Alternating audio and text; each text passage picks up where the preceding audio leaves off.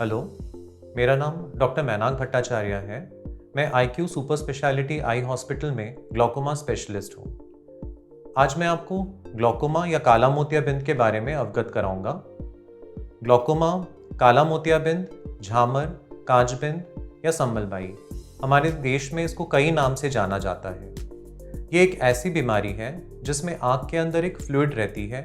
ये हमारे आँख के आकार को मेंटेन करने के लिए ज़रूरी होता है, लेकिन ये फ्लूइड जब आँख के अंदर अधिक मात्रा में बनना शुरू हो जाए या फिर इसके निकलने का रास्ता जो ड्रेनेज होता है वो ब्लॉक हो जाए, इस कारण से आँख का प्रेशर बढ़ जाता है।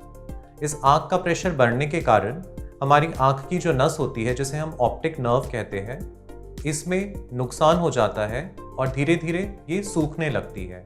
इस कारण से जो हमारी नज़र है, आई साइट, वो परमानेंटली चली जाती है।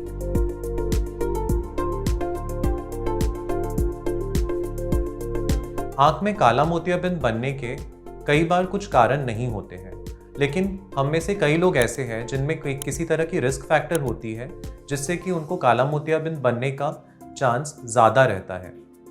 ऐसे कौन से लोग हैं जिनमें काला मोतियाबिंद की जांचें पहले होनी चाहिए या जिनमें काला मोतियाबिंद बनने का लक्षण पहले दिखने लगता है? जो लोग हाई चश्मे का नंबर यूज़ करते हैं, चाहे वो हाई माइनस का नंबर हो या प्लस का नंबर हो, जिनकी एज 60 से ज़्यादा है, जिनके परिवार में किसी को पहले काला मोतियाबिंद हो चुका है, जिनको आँख में कभी चोट लगी है जैसे कि बॉल से या किसी नुकीली चीज़ से, जिन्होंने कभी लंबे समय तक स्टेरॉइड वाली दवाइयों का इस्तेमाल किया है, चाहे वो खाने वाली दवाइयाँ हो, चाहे एलर्जी के कारण आँख में डालने की ड्रॉप्स हो, या फिर अस्थमा या किसी और बीमारी के कारण अपने पंप्स हो। इन सभी लोगों में काला मोतियाबिंद बनने का रिस्क अधिक रहता है।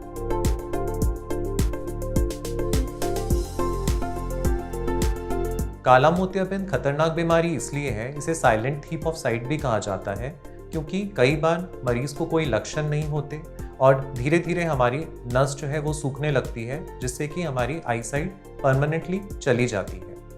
अगर आपको शुरुआती स्टेज पे काला मोतियाबिंद है तो आपको क्या लक्षण हो सकते हैं?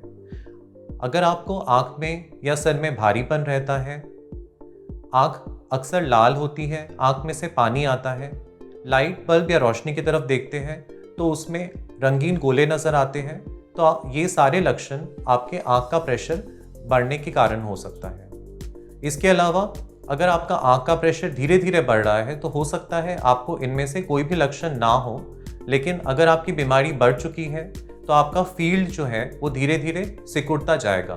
इस कारण से ड्राइविंग में या फिर अपनी साइडों की चीज़ें आप धीरे धीरे मिस करते रहेंगे, वो दिखना कम हो जाएगा। ऐसे स्टेज पे कई बार मरीज हमारे पास इस लक्षण के साथ आते हैं कि उनका फील्ड कम हो गया है और हमें पता चलता है कि उनकी काला मोतियाबिंद की बीमारी काफ़ी बढ़ चुकी है।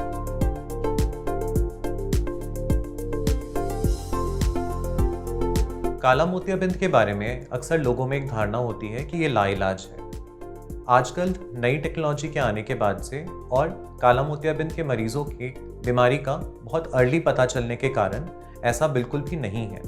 अगर काला मोतियाबिंद की बीमारी का जल्दी पता चलता है तो कई बार इन मरीजों में एक आंखों की दवाई आई ड्रॉप शुरू की जाती है, जो कि उन्हें नियमित तौर पे लाइफ पर डालना पड़ता है और टाइम से अपने डॉक्टर के पास चेकअप कराना चाहिए कि उन दवाइयों से आपके आँख का प्रेशर और आँख की नस एक बराबर एक जगह पे रुकी है या नहीं। दूसरे तरह के कुछ मरीज होते हैं जिनमें आँख का जो ड्रेनेज होता है वो ब्लॉक हो जाता है पूरी तरह से।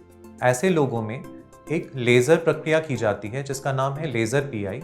इससे हम आँख के अंदर एक ओपनिंग बना देते हैं जिससे कि आँख का जो फ्लूइड का रास्ता बंद हो चुका है वो खुल जाए और आँख का प्रेशर कंट्रोल हो जाए। इसके अलावा कुछ ऐसे मरीज होते हैं जिनमें इन दोनों तरह के इलाज के बावजूद आँख का प्रेशर कंट्रोल में नहीं आता, बढ़ता रहता है या फिर उनकी फील्ड जो है और सिकुड़ती रहती है। ऐसे मरीजों के लिए काला मोतियाबिंद का ऑपरेशन किया जा सकता है।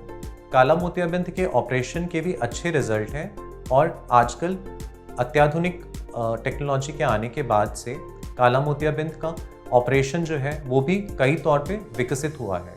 तो हम काला मोतियाबिंद का ऑपरेशन जो कि सबसे कॉमनली ट्रेबेकुलेक्टमी, उसके अलावा कुछ नई तरह की शंट भी आँख में लगाया जा सकता है, जिससे कि आँख का प्रेशर अच्छे से कंट्रोल हो जाए और आँख की नस को बचाया जा सके, ताकि आपकी नज़र काला मोतियाबिंद के कारण पूरी तरह से ना जा पाए। काला मोतियाबिंद या आँख के किसी भी दूसरी समस्या के बारे में अधिक जानकारी के लिए हमारे YouTube चैनल को सब्सक्राइब करिए या नीचे दिए गए नंबर पे कॉल करिए।